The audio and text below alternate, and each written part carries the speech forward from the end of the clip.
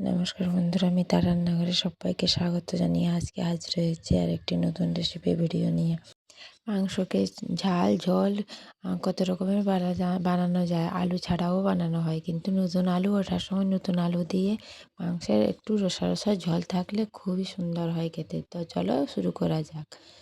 প্রথমে কড়াইতে তেল দিয়ে গরম করে দিয়েছি, এরপর তেলটাতে একটু হলুদ এবং লবণ দিয়ে ভালোভাবে গরম করে নেব এবং কেটে রাখা ডুমো করে কেটে রাখা আলুকে ভেজে নেব। এবার আলুগুলো দিয়ে দেব এবং সুন্দর করে লাল লাল করে ভেজে। আশা করি পুরো ভিডিওটি শুরু থেকে শেষ পর্যন্ত দেখবেন এবং ভিডিওটি কেমন লেগেছে আপনার মতামত কমেন্টে জানাবেন। ভালো লেগে থাকলে একটা লাইক করে সাবস্ক্রাইব করে দেবেন। সুন্দরভাবে লাল লাল হয়ে ভাজা হয়ে গেছে। এবার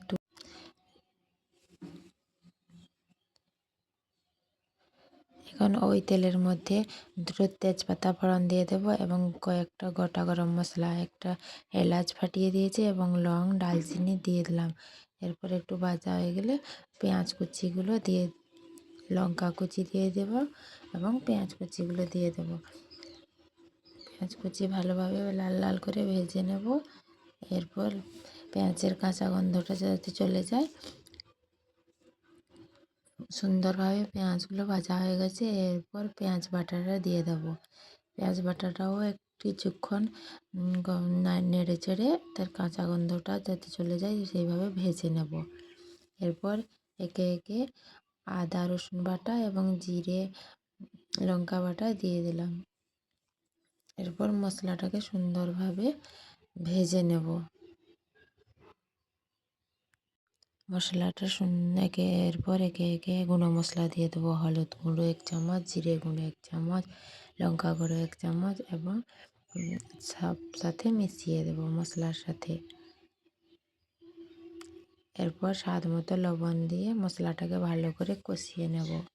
এরপর টমেটো পেস্টটা দিয়ে দিলাম। এরপর ভালোভাবে মশলাটাকে কষিয়ে নেব সুন্দরভাবে। যতক্ষণ তেল ছেড়ে যায় মশলা থেকে, একটু ঢাকা দিয়ে রেখে দেব। কিছুক্ষণ বাদে মশলাটা সুন্দরভাবে কষানো হয়ে গেছে এবং সুন্দরভাবে তেলও ছেড়ে দিয়েছে। এবার একটু নেড়ে চেড়ে যে মাংসগুলো দিয়ে দেব। আগে থেকে ধুয়ে রাখা মাংসগুলো দিয়ে দেব এবং মশলাটার সাথে ভালোভাবে মিশিয়ে এর মধ্যে ভেজে রাখা আলুগুলোও দিয়ে দেব। এরপর সুন্দরভাবে কিছুক্ষণ কষিয়ে নেব।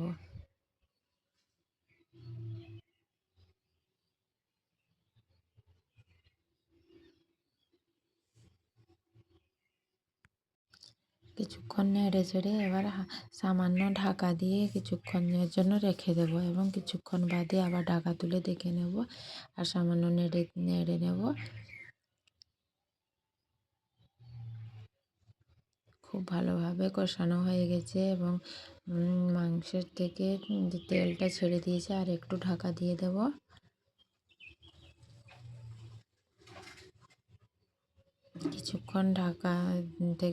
কিছুক্ষণ পর আবার ঢাকা তুলে নেব।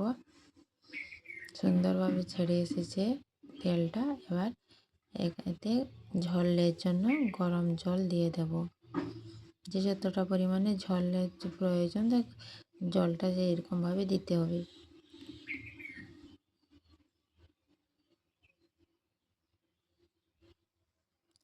আমি গ্রেভিটা একটু বেশি রাখবো, তাই আর একটু জল দিয়ে দিলাম।